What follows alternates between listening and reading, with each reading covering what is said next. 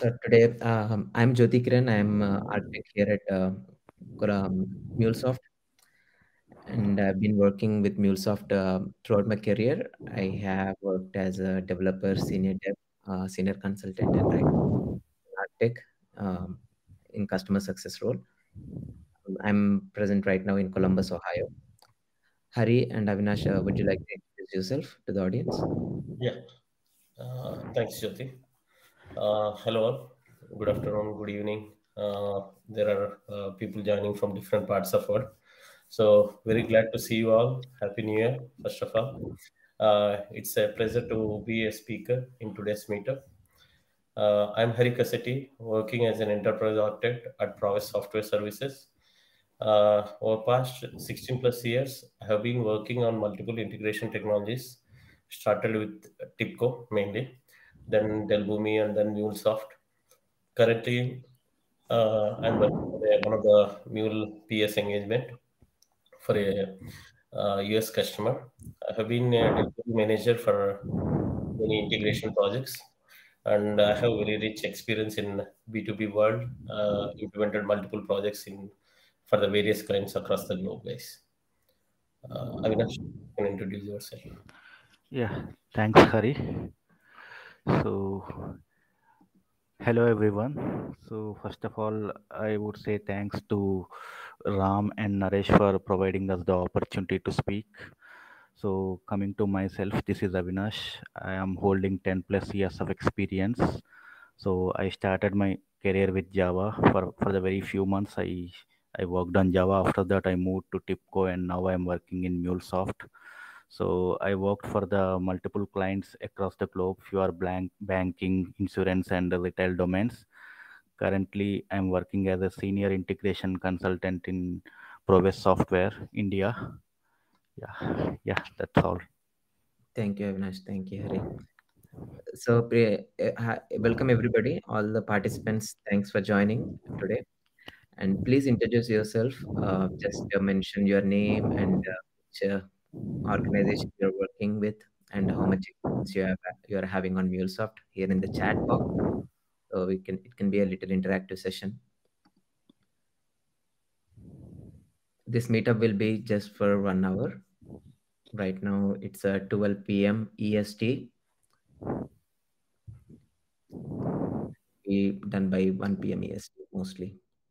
At the end of this session, just before 10 to 5 minutes before, we'll have a quiz presentation, quiz session where few questions, 5 questions will be asked, and you have to guess the answers. And the one who wins the quiz will have the trophies and any vouchers for the training sessions or certifications. You can have them for the top 3 winners, first, second, and third prize.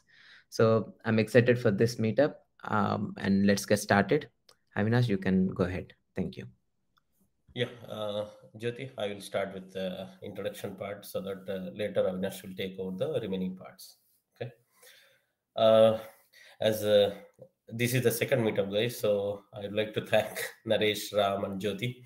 Basically, we did one of the meetup in October 2022, which was in continuation with this one.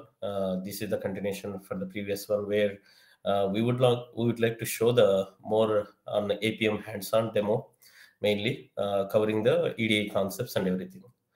Could you please go to the third slide? Yeah, this is the agenda which we'll start with.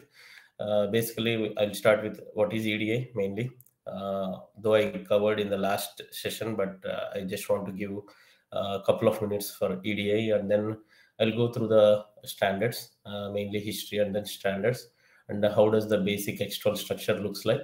Then we'll jump onto the APM, Any Point Project Partner Manager, which is a B2B tool by MuleSoft. And in that, we'll go through the configurations and everything, and then later how it is applied for a real-time use case. And then we'll go with the demo part. Yeah, next slide, please. Next slide. So when we are talking about EDA, right? So most of the people might have heard or might have come across what is EDA.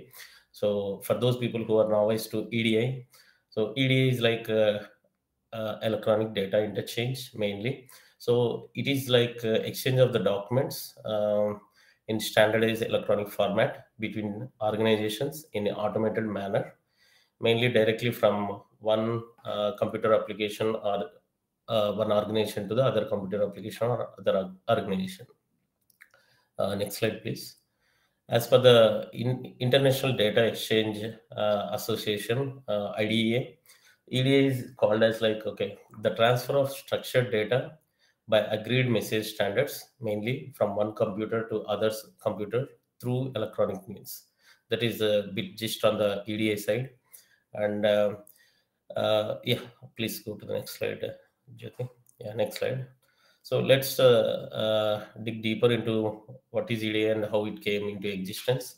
So basically, this EDA started in 1950s and 60s. It is firstly developed for transportation, warehouse, and grocery industries, mainly to provide the standardized format for communication purpose. So later it was transformed and multiple versions came. And currently the prevailing versions will be wherever you go, right? So there will be a couple of versions you'll be hearing, which is like ANSI format, ANSI Extol will say, which is like American National Standards Institute, that is developed by the first national cross-industry EDA standards.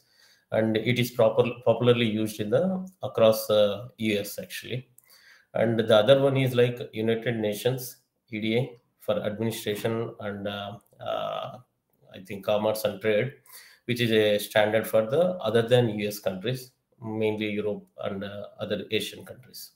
So you might come across the other versions when you are dealing with the legacy systems or very old systems, where in which UCS, WIX, all those things. So UCS is like, okay, predominantly called as Uniform Communication Standard, and WIX is like voluntary inter-industry communication standards. And whenever we do the migrations or anything, right, so there will be some WIX versions which we need to standard into the latest external format, like that you'll be hearing. So next slide, please. So when you see the benefits of the EDA, right, so because we are dealing with the standard format and between organization to organization, so there will be a better coordination in terms of communication purpose, and which will be like, okay, whenever you have a standard format and dealing with the partners and everything, right, so you can expand your markets mainly, and that will increase the revenue and sales mainly. And that will also these are like, okay, cyclic mainly. So whenever you go ahead with one step, the other step will be the advantage. So you will have the, you don't have to save, or you don't have to give the redundancy in terms of providing the data to the other parties or system, and there will be a better customer satisfaction and also the cash management. In terms of the disadvantages, right, so basically to implement the EDA, right, mainly there will be somewhat initial higher costs will be associated, and all the parties need to follow the standards, and it will be cost enough for the smaller companies to implement. And there will be a product trading partner management, which we'll call as TP management in EDA world actually. So just if you compare with the benefits and advantages, right, so the benefits are more, and you can communicate with multiple partners across the globe on the EDA standards. Next slide, please.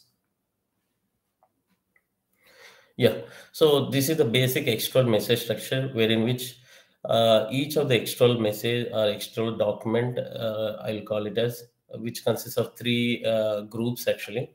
The first and foremost will be the ISA or interchange envelope, you can call it as, which is having ISA and AEA as a header and trailer. That consists of the sender and the receiver ID qualifiers, and the versions and control numbers, etc. And the second level will be the group version, functional group version, wherein which you will have the sender codes of sender and receiver codes along with the group version. And the actual data that is resides in an EDA document will be the STSC segment, which is called as a transaction set actually. And I will take one example in the next slide and to go over more detail on the message structure. Next slide, please. Yeah.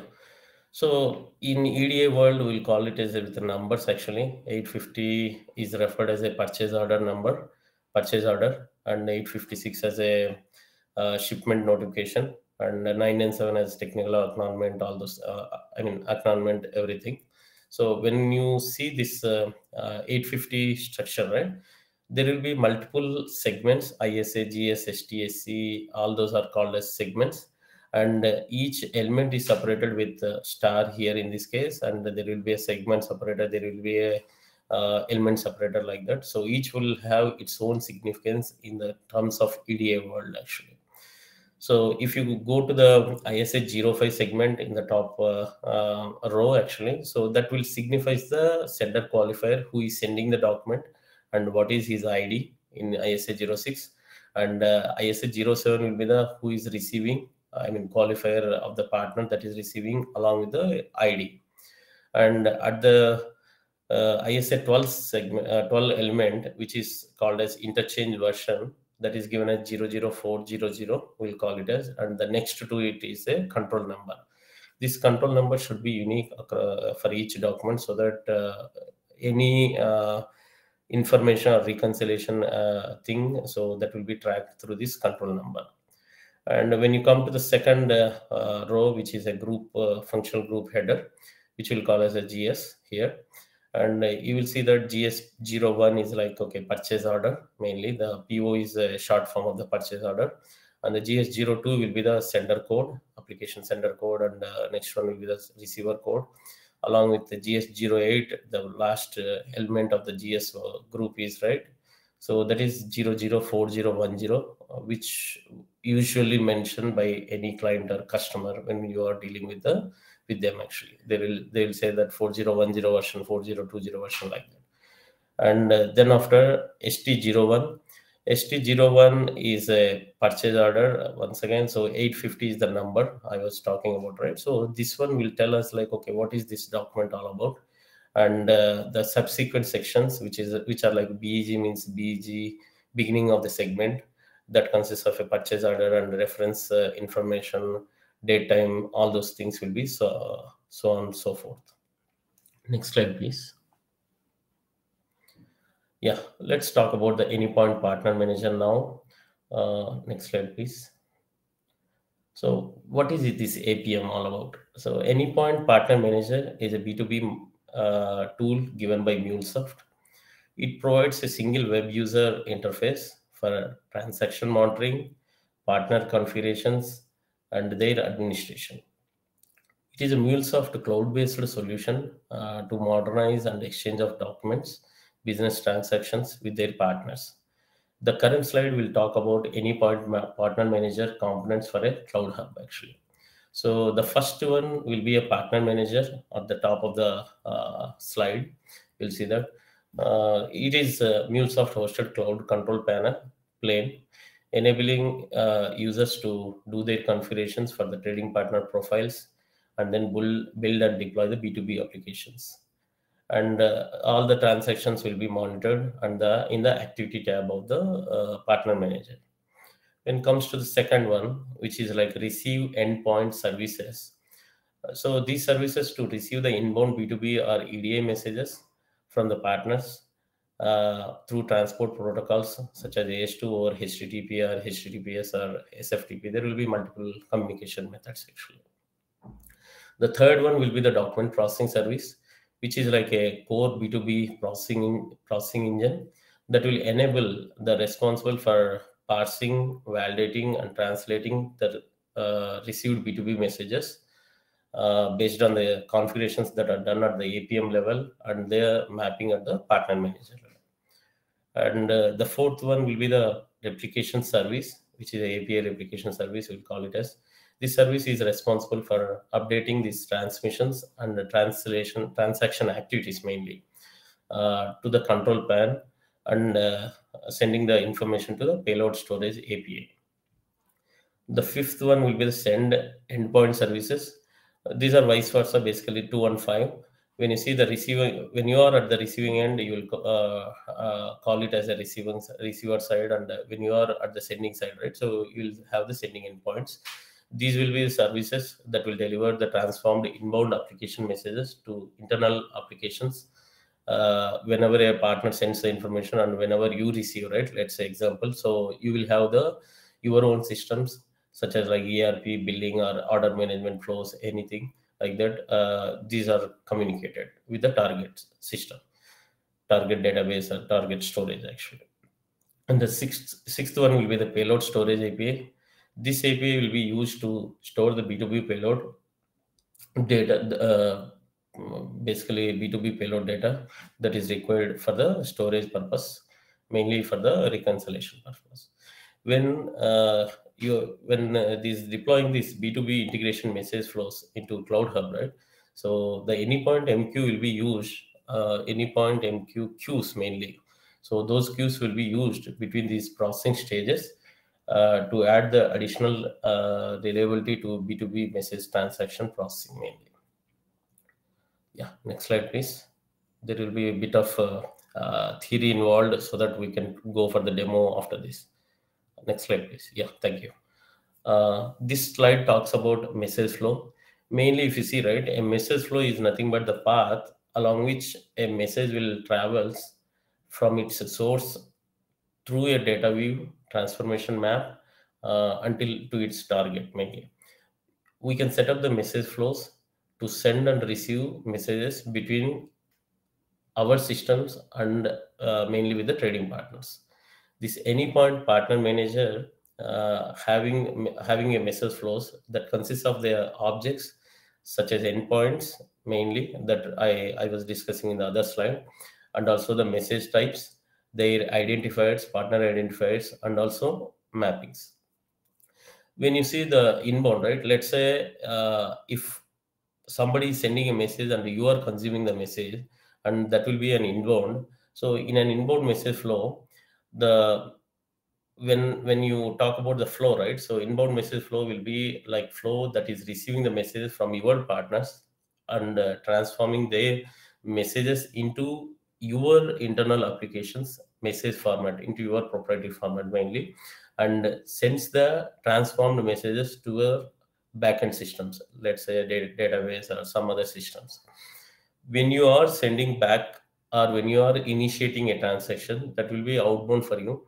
So in the case of outbound messages, the outbound messages flow sends messages or extracts the messages from these backend applications, and then they will be transformed into the messages of your partner's message format and send it as an EDA message to your partner. So this is the difference between inbound and outbound. When you are sending, it will be outbound. When you are receiving, that will be an inbound message for you. Next slide, please. So basically, if you see, right, in terms of Mule, they'll be having like, okay, mainly the theory behind is API-led connectivity, where in which you will have three layers, which is like experience, process, and system layer. And in the case of partner manager, and if you want to initiate or if you want to consume any transaction, so let's say in case of 850 that is received from the partner for your system, here a API will be exposed to a partner, where in which the partner will send a 850 message, 850 document, and that will be received, and then all the processing will be done at the process layer. And since it is order, right, so there will be order API that will be there at the system layer, which will takes the data and then puts the data into the data source. And as a return, right, whenever a purchase order comes from the partner, so you need to say, generate an invoice. So the invoice will be generated or extracted, and then it will be converted into the standard EDA format, and then it will be sent via partner manager to the partner as 810. And if you see the shipment, right, so though it is not part of our demo purpose, but I just included so that it will be a complete cycle. So once the product is ready, the organization has to ship the information, ship the package to the required party.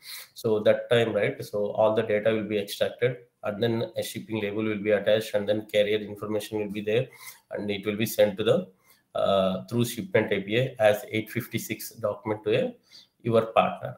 So whenever you receive something from the partner, you need to generate acknowledgement. So that will be given as 997. Though we did not mention, but Avinash will cover more on that in the demo purpose. So my friend Avinash will continue from here. Avinash, over to you. Yeah, Thank you, guys. thanks, Hari. So yeah, now I'll explain about the APM configuration. So can you go to the next slide? So Anypoint Partner Manager, which is part of Anypoint platform. As soon as you click on the Partner Manager button, which is available in the platform, right? This is where you land. So if you see the left side, you have four sections. One is Progress Software Services, Partners, Message Flows, and Activity. So these four are part of the Partner Manager. So I'll start with the Progress Software Services. We call it as a host profile or organization profile. So whenever we talk about the APM, right, we always talk with respect to backend system only. So Hari was explaining about inbound and outbound transactions, right? When I say inbound, partner will initiate a transaction and our APM will receive it and it will transform it and send it to the backend system. And outbound backend system will initiate it, APM will receive it, and it will send the EDI format to the the partner. So progress. So this is mostly related to the backend system only, and it is only one. So the host profile can be only one in number. So, but when it comes to partners, there can be multiple partners configured, but this is only one. So if you see the host profile, we have the identifier section. So we configured a couple of identifiers. So one is reference ID, which will uniquely identify the partner, and if you see the last one, right, GG mutually defined. So this is the partner identifier. So whenever a partner is sending a message to APM, right, they should know whom they are sending. So in their payload, in their EDI message, they have to configure the receiver ID as Progress. So that is where due to that reason we are configuring the identifiers. So I'll show the actual APM screen once this PPT is over in the actual demo part. So can you go to the next slide, please? So these are all the endpoints, which is also part of the host profile. So we configured a couple of endpoints, and if you see the usage, right, we have targeted hosts and source set hosts. So we have these two different usages. When I say targeted host, right, so it is about the inbound transaction from partner to APM and the APM to the backend system. So we configure the backend system URL for the targeted host usage. So when it comes to source set host, right, Progress is initiating. And when I say Progress, it's a backend system and it goes to the partner. So we send the message to the partner. So that is about the source set host. So the next type, please. So we have message types, which is also part of the partner manager. So we configure different message types. We can configure 850, 810. These are all proprietary to the MuleSoft. So you can see a couple of messages, right? X12 4010, X12 4010, 850. These are all proprietary to MuleSoft, and we can configure custom message types also, because we are receiving the EDI payload from the partner and we need to convert it to JSON, right? So for that JSON, we need to use some schema. So that is defined by us. There are some proprietary message types and there are some custom message types. So if you see the schema, right, wherever you see the standard, right, that is the MuleSoft proprietary message type, and wherever we have something else, I refer the external JSON schema. Okay, can you go to the next slide? So yeah, Hari was explaining about the payload storage API, right? So as in, like, whenever partner sends a message or whenever the backend system sends a message back to the partner, right, we need to store those B2B messages somewhere. For that reason, we have to configure a payload storage API, which runs on the runtime manager. So this code is readily available in the Anypoint Exchange. If you just go to Exchange and type the payload storage API, you will find multiple flavors of it. You can choose, you can export it, and you can deploy it to the runtime manager, and that URL can be referred here.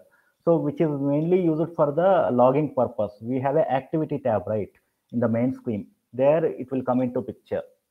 So I'll show this in the actual demo part. So next slide, please. So we are done with the host profile. Now we are switching to partner. So we can create any number of partners. Like you can see two partners, right? The right hand side top, you have a create partner option. So using that button, we can create the partner. So can you go to the next slide? So these are all the partner configuration. So you see the identifiers. Same way host has identifiers, right? So we have partner identifier also. There is a reference ID. I named it as test. And for partner also, they should have some unique identifier, because as and when APM receives message, right? So they should have a mutual agreement with the partner. So what sender ID they are using. So that we need to configure here. So that if you see the third identifier, right, GG mutually defined. So it has to be agreed with the partner, and same identifier we need to configure here. So that same way we have done in the host profile also for the receiver ID. So can you go to the next slide? So we have endpoints also here. So if you see the usages, right, we have two different, send to partners and receive from partners. So when I say receive from partners, we are exposing a URL to partner, so that partner can configure that URL in their proprietary systems. So, and we have another usage that is sent to partners. So we are getting the payload from backend system, and mostly it will be a JSON payload, and we are converting it to EDI, and we are sending back to partner. So send to partner URL is it is hosted by partner, and receive from partner is hosted by us, and we'll provide it to partner. So like you might have understood now. So receive from partner is for the inbound transactions, and send to partner is the outbound transactions. So can you go to the next slide? So there are some validation we can set for an incoming payload. Like in my demo, I'll use the X12 message, 850 X12 and 810 outbound invoice message. So if you see the second screenshot, right, we have control number. Each and every EDI payload have a unique control number. So that checkbox is selected. If you don't check that checkbox, right, like regardless of the interchange control number, it will accept all the payloads. So we are putting this validation in place, because every transaction should have a unique interchange control number. For that reason, we have the APM have provided some validations also.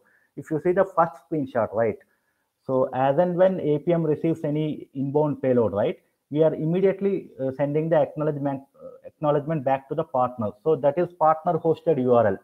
So partner has to provide the URLs. We have to configure here, so that immediately we will send the 997 functional acknowledgement back to the partner. So I'll show this configuration in the actual APM screen. So can you go to the next slide? So these are all related to the parsing.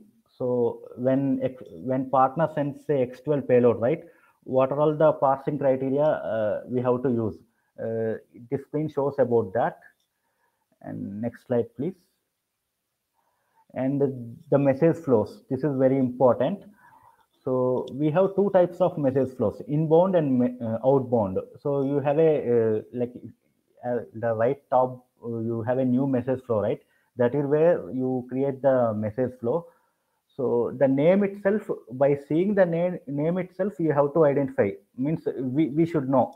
So from test X12 850, X12 4010 850 from test X12 850 means it's an inbound flow. Partner is sending. If you see the middle one, to test means we are sending back to partner. It's an outbound message flow. The third one is ready fact, and we are not covering this in this session. So we will cover only the 850 and 810. So the first one is the inbound message flow from partner to backend system. The second one 810, which is a outbound. So can you go to the next slide? So this is the inbound message flow. So partner will send the 850 payload, and our APM will transform it to JSON, and it will hit the target system, the backend system. So you have three sections, right? The first section, we will configure the URL, which we are giving to the partner. and you see the message type also. The middle section we have map. So we are converting the EDI to, we are going to convert the EDI to JSON. That DWL script is hosted in the middle one. So the last one is whatever the transformation we are doing, right? EDI to JSON. So that backend system will receive the JSON whatever we transformed. This is about the inbound flow in high level. Next slide, please. So this is about the outbound flow. So by seeing the name X1240108810 to the partner name. So we are sending the message back to partner. It also has the three section. The first section is the Progress software. So we are the backend system, right? It's actually it's the host profile name. So backend system is sending the transaction back to the partner. So the middle one is the DWL map.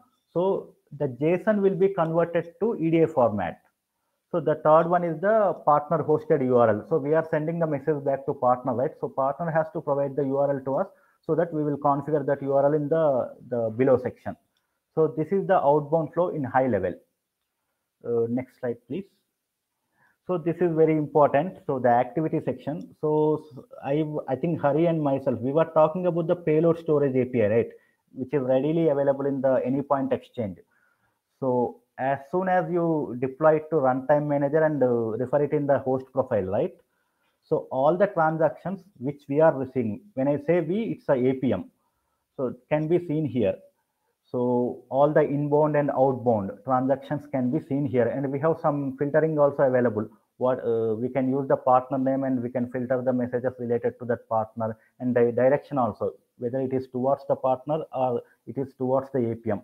That in the direction drop down, that option is available, and we have the time stamp filtering also. So we have some various filters that are available by default, and we have message attributes also, the down one. So we have four options, the four attributes that are available. So they are not coming by default. We are creating it because whenever we talk about the 850 transaction, right, it has the purchase order number. Let's say you want to filter the messages using a purchase order number, right? You can filter that also. So for that, there is a custom message attributes option is available that should be created in the host profile. I'll come to that point in the when I open the actual APM screen. So yeah, next slide. So this is the custom message attributes. It is available in the host profile. So whatever I have added, right, same values, they are available in the drop down also. So yeah. So can you give me the sharing option, Naresh? Sorry, Jyoti. I'll go to the APM screen and I'll explain about the configuration. As of now, I have shown the screenshots only. I'll open the actual APM.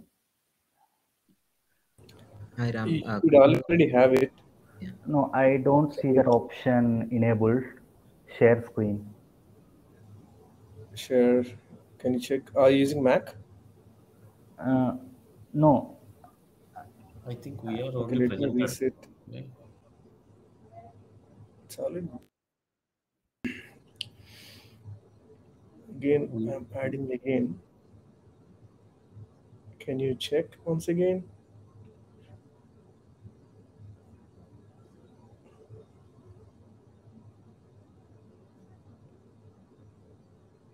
Oh, where are these guys? Probably somebody who is sharing right now. No, they don't. I don't see them. Something Me, happened. Jyoti. What is the? Oh, they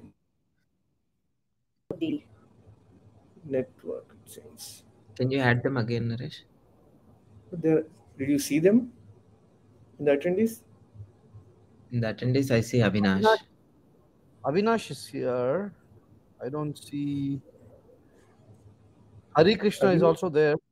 Hari is there too. Okay. Hari. And who is sharing the deck right now? It's me, Jyoti Kiran. So you need to unshare. Probably he will be able to share after that. Yeah, that is Yeah. also. Now he Avinash, will be able to share. Avinash, now you got the sharing access.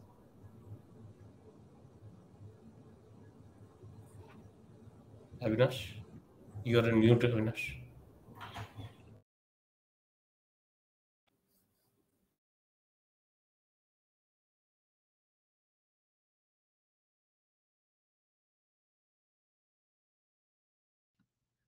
Hari, do you have his number? Can you ask him to?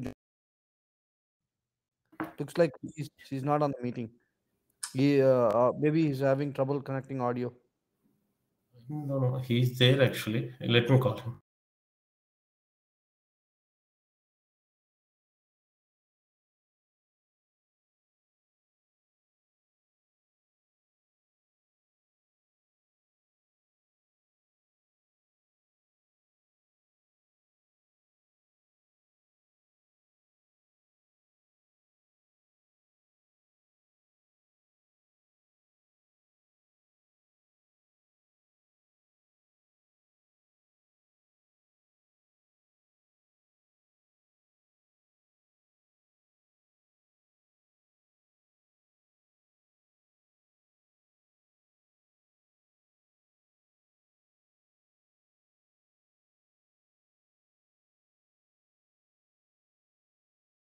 Yeah, Sorry, he everyone. joined. So actually, it was muted by default. I cannot unmute it, so I rejoined the meeting.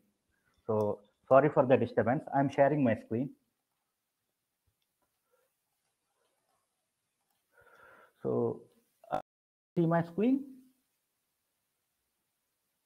Yes, Yes. Avinash. Okay. So yeah, this is the partner manager screen, which is available in the management center. So just click on it. So you will be redirected to here. So initially, as soon as you land here, right, you will not see anything. You will just see the placeholders like identifiers, certificates, and endpoints. So whatever you are seeing under the headings, right, we have configured that. So yeah, I think most of the configurations I have shown you in the presentation only. So this is how it is. So this is the target API. So like when we talk about the inbound transaction, right? We get the data from the APM and we transform it and we send to the target, right? And the backend system. This is the backend system URL. And we have the message types and we have the custom message attributes also. So this is the payload storage API. So this is the API which is running in the runtime manager. It is already deployed and I just refer that URL here. So this is about the host profile. And let me go back to the partner. So we have the partner identifier. So we have two partners which are configured in my, like here we have two partners. So each partner have a unique identifier. So currently in our demo, we have used the partner as the identifier. So we have the URLs which we expose to the partner. This is the URL where partner is going to hit. So this is the URL. So partner has to configure on their system so that our APM will receive the payload. Same payload we can see in the activity section and the validation settings. These are very important. See here. So as of now in my demo, I am showing this unique interchange control validation. Same way you can use the group control number validation also. So character sets, which it uses the default configuration, and acknowledgement. So here I am configuring the acknowledgement API.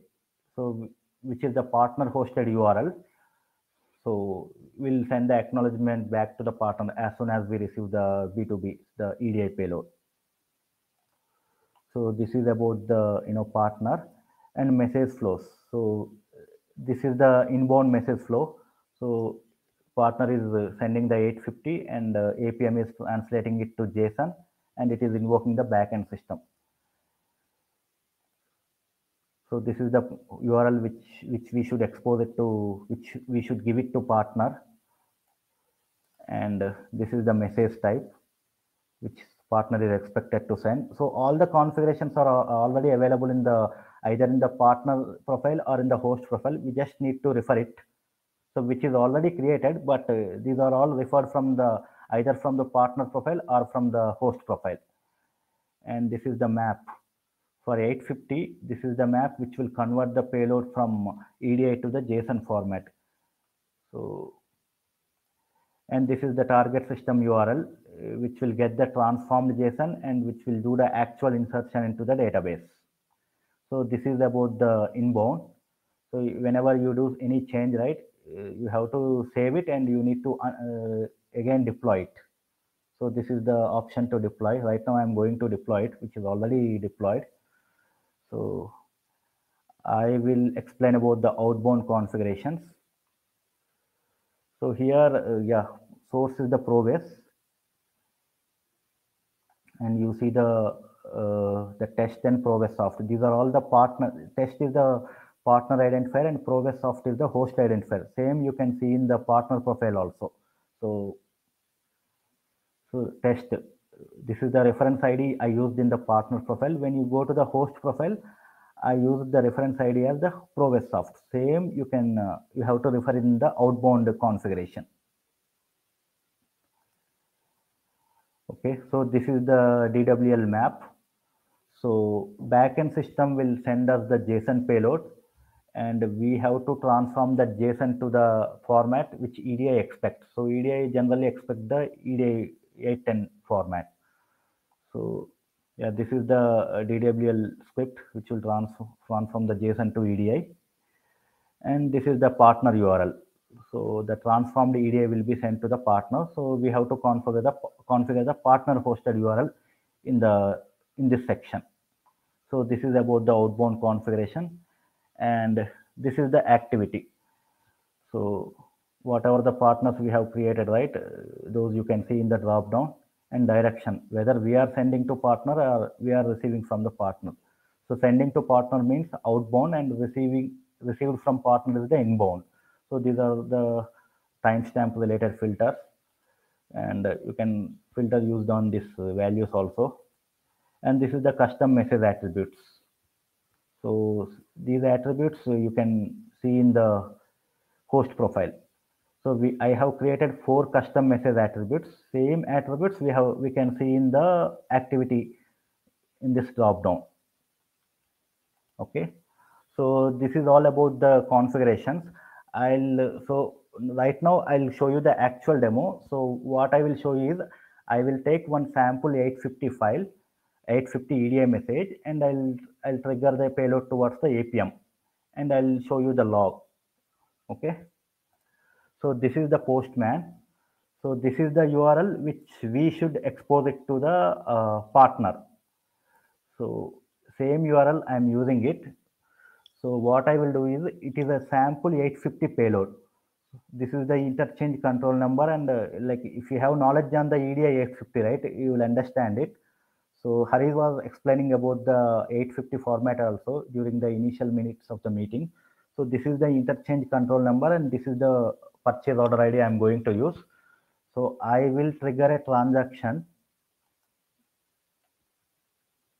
So I got 202 accepted response. So let me go back to the activity section.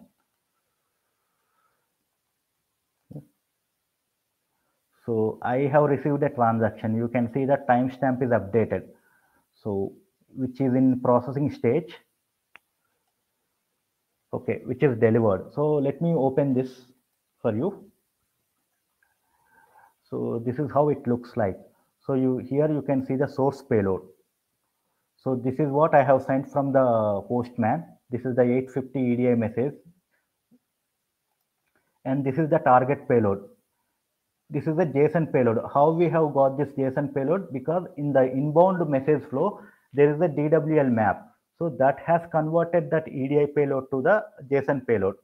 So in JSON payload, we are mapping the PO number, customer ID, some details, and some line items details also we are mapping. So this payload will be sent to the backend system. So in backend system, what we are doing is like we are extracting some of the fields from the transformed payload, and we are doing the insertion into the database. So before that, I have to show you about the acknowledgement also.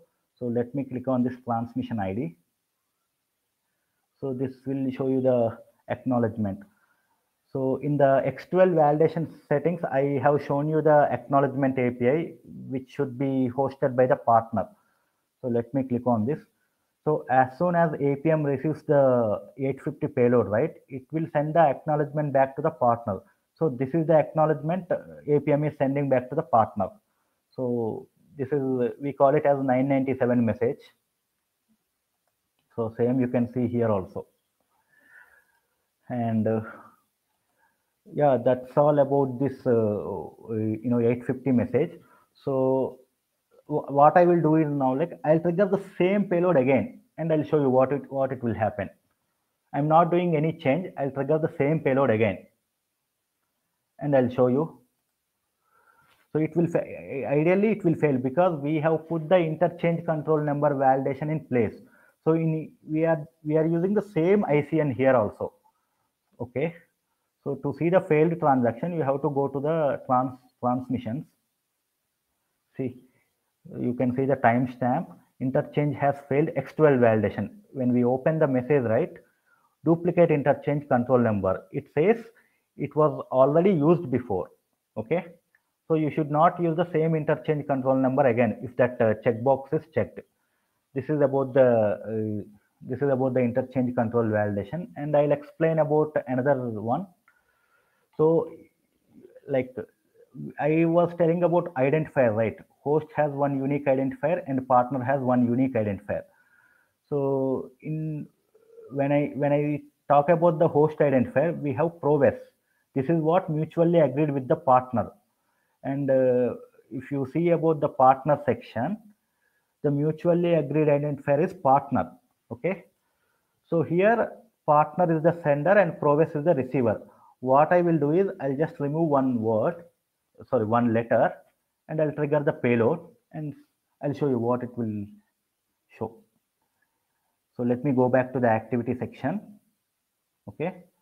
It will fail actually. So to see the failed transaction, you have to go to the transmissions.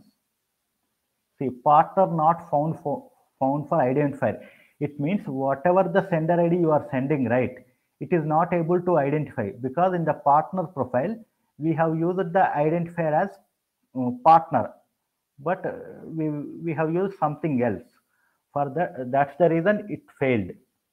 Okay. So now we have talked about the 850, and I have to show you the database also.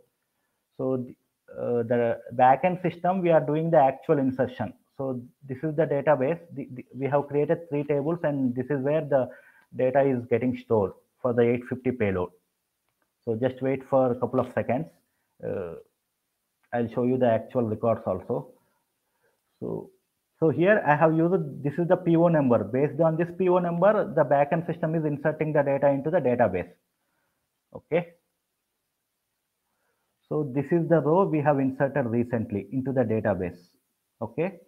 For this particular 850 purchase order, we are generating the invoice number also. This is the invoice number we have generated in the database. And these are all the line items.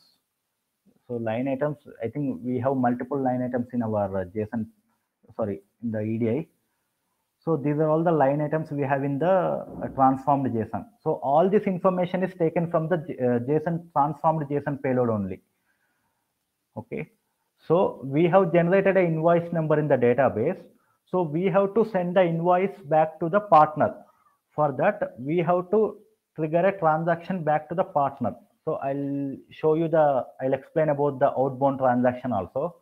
So what I will do is I will take the PO number and I'll pass it to the backend system. So backend system will look for the invoice number from the table, and it will send the invoice back to the partner. So let me trigger a transaction towards the backend system.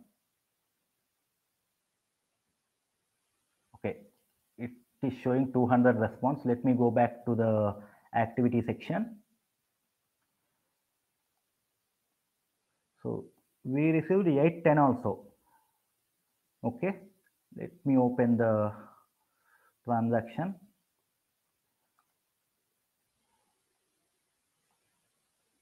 So this is the source payload which backend system is sending to our APM.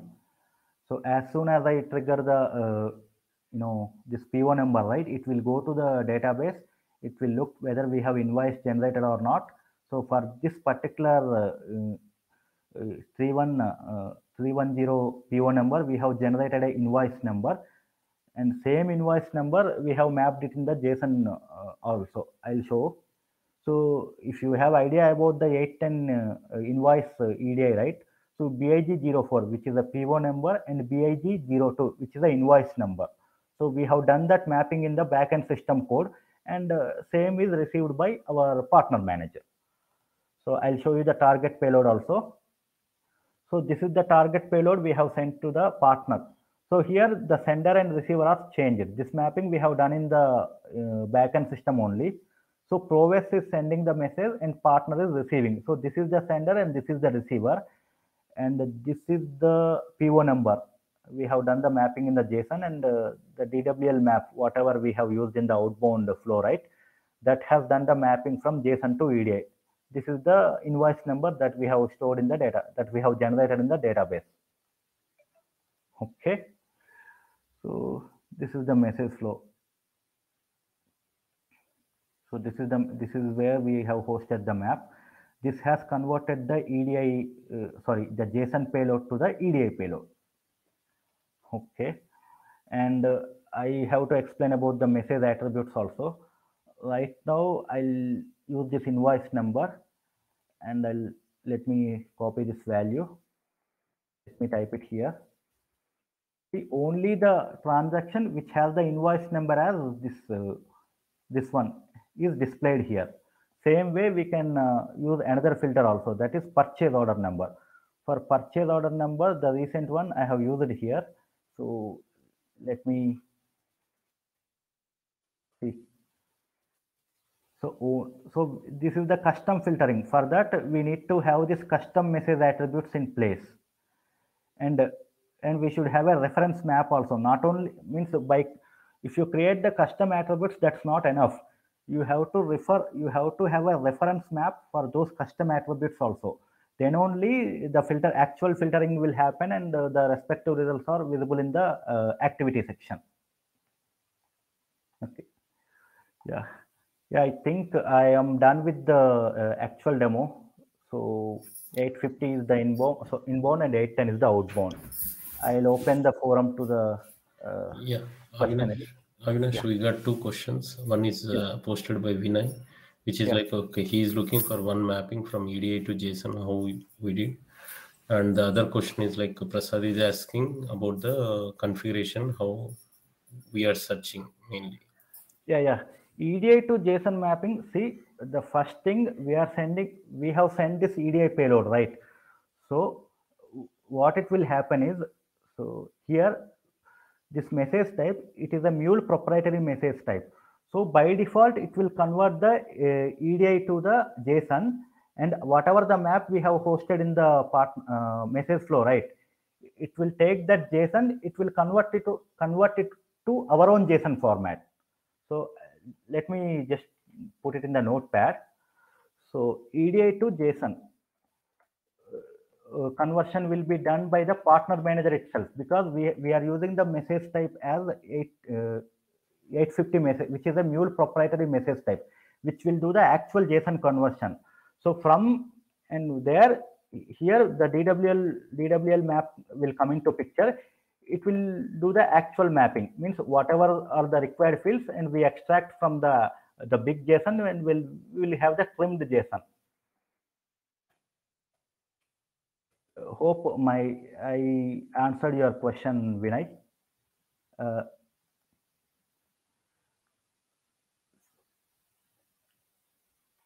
So any other questions? Yeah. Prasad is asking for how the configuration for message search. Okay. Message attribute search, right? I understood. See, let's say I want to filter using the PO number. So first of all, you have to add the PO number, purchase order number, in the custom message attributes. And this PO number, actually PO number is part of the 850 message. So go to the 850 payload and have a reference map. Okay, let me open the reference map. So there is some format for the reference map. You should follow it. So the PO number is available in the BEG03. So if you are familiar with the 850 message, right? So BEG03, which holds the PO number, you have to map it to the purchase order number, whatever I have created in the custom message attributes. That way, it will store the PO numbers and it will show you the transaction. So reference map is mandatory for filtering using the custom message attributes. So hope this is clear to you, Prasad. Can we batch and debatch messages? What exactly do you mean by batch and debatch? I answered actually. Basically, that batching is like, okay, whenever you are sending an outbound message, right? Let's say in an hour, if we want to send all the messages as one batch, right? There should be some configuration, but I went through the documentation, Puneet, on that. I see that, okay, batching is still not available, but Mule is going to give that feature pretty soon. That's what I read it somewhere actually.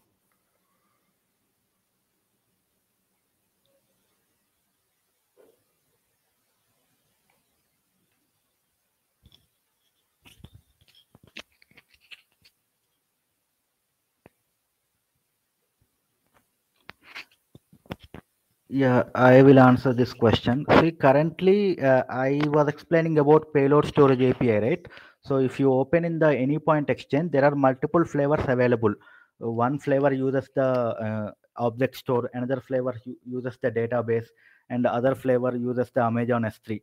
So in my example, I have used the object store only. I think it has some time limitation. So maybe if you use the database flavor of payload storage API, right? So you can see all the old transactions also. So in my example, I have used only the object store, which has some certain limitations. We have to set some time limit configuration, right? So just like what you can do is like you can go to the exchange and you just type like payload storage API using the database implementation. So yeah, archiving is possible, but in my demo, I haven't used the database functionality. I just used the object store. So maybe it cannot hold the legacy data, I believe. Hope I answered your question, Brahma.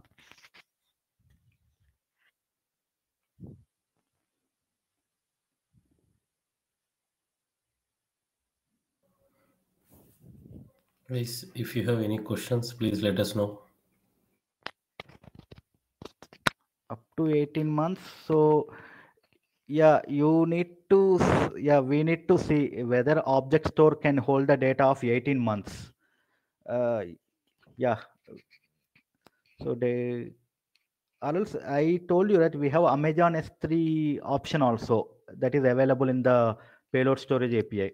That flavor is also available. You can verify that. But I don't think object store flavor will hold the data of 18 months.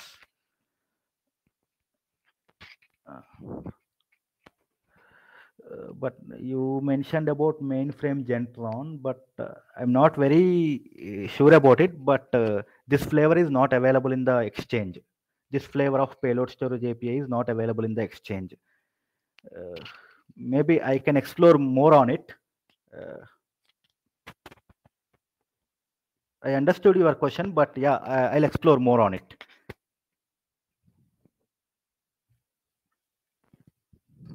Okay, great. Thank you. I think it's the right time to have quiz. We are heading towards 1 p.m. 1 hour time zone, right? I'm sharing my screen again.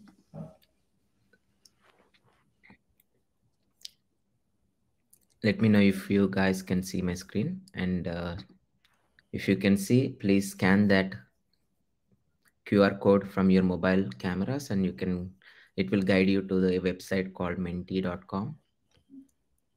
Once you land that page, there you'll see some three emojis. You can click that, and I'll see that number of people joined here. Yeah, I can. As you see my screen, the emojis are popping up, right? So we have like 29 participants. I'm expecting all 29 participants to be on the quiz.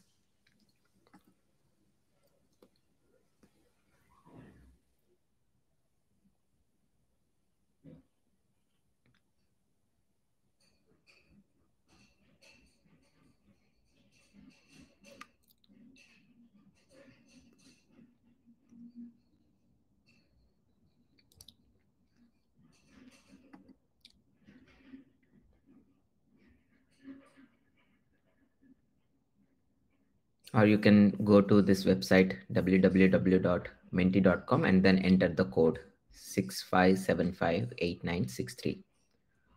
Or you can straight away scan the QR code and it will guide you to this website.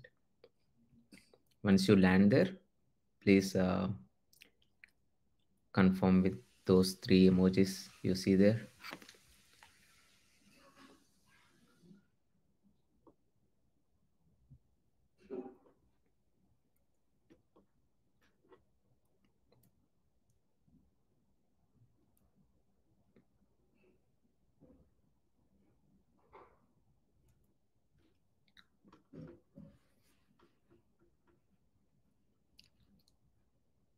I just see 15 members joined so far.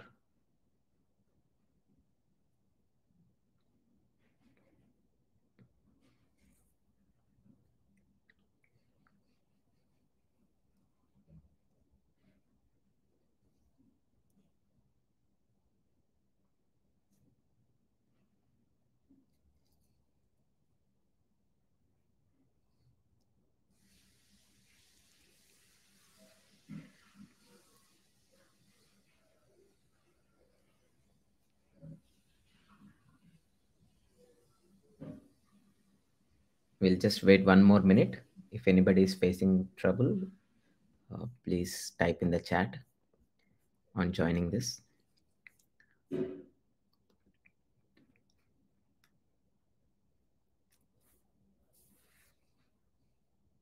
Right now we have 18 members.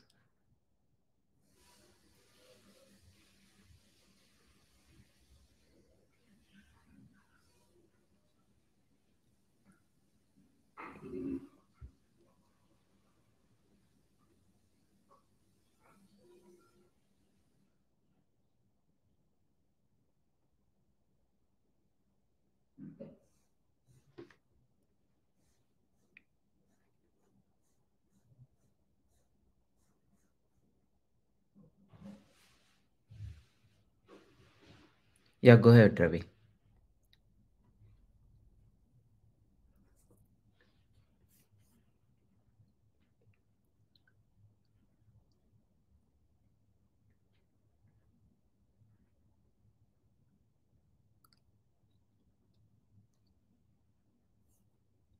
Ram Naresh, Ravi has a question. He's asking if MuleSoft is still providing vouchers for the winners.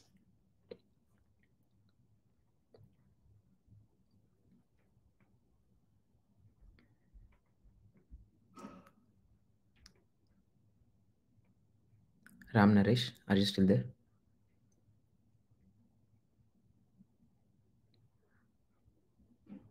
All right, we got 21 participants. We'll get back on that, Ravi.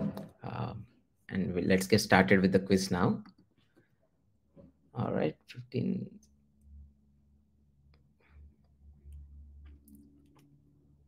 Here comes the number of participants here. Please select, enter your name and join quiz, the yellow button there. And you will be assigned with a cartoon figure and you will see that figure here.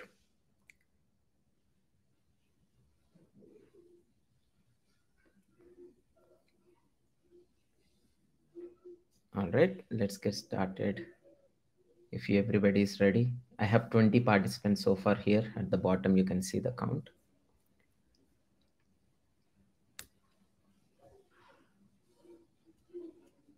I think we had like 21 participants.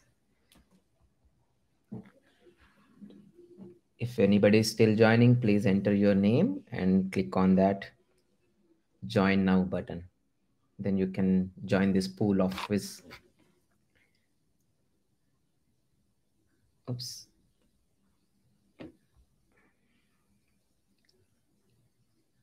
Okay, let's start now. So the first question will be, try to answer as fast as you can.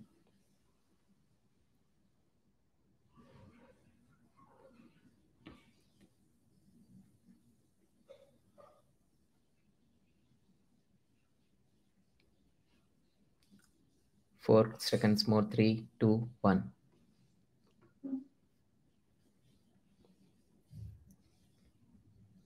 Host profile is the right answer. Let's see the leaders board.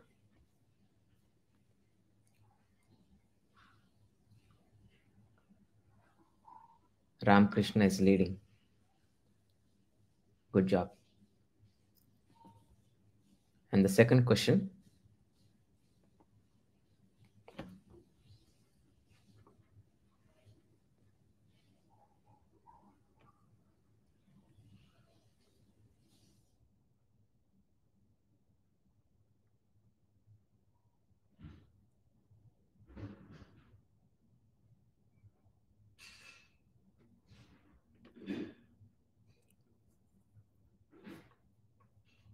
nice, most of them got the right answer.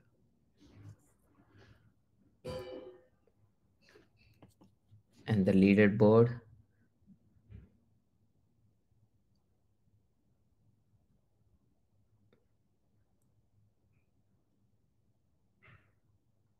vote goat is first now. Great job. Now the third question.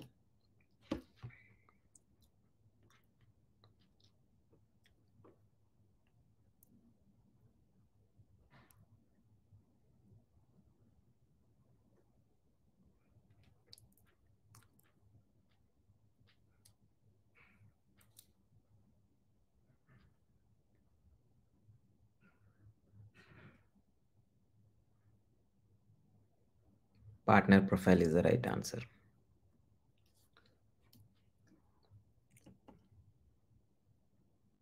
And the leaderboard, let's see who is leading now.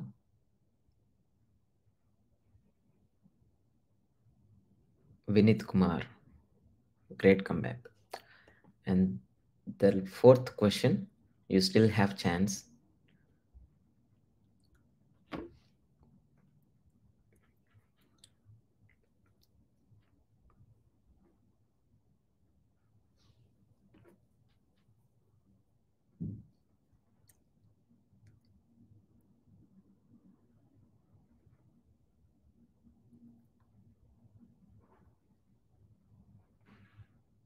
Nice.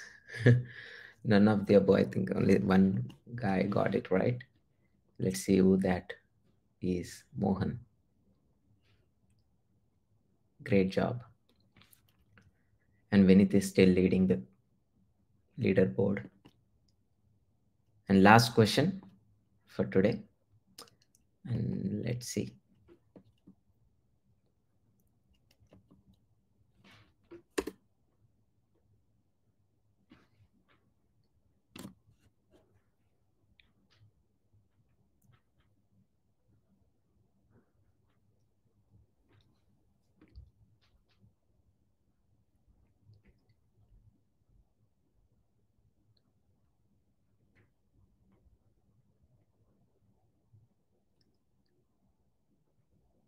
Many of the guys got it right. Awesome. Now let's see the final winner.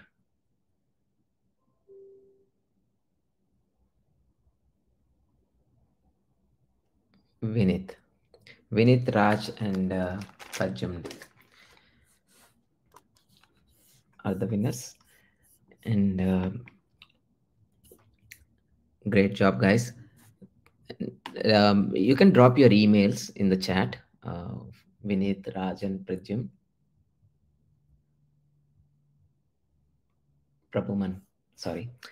So we'll send an email. And thank you all for joining this session. It was great presentation by Hari and Avinash.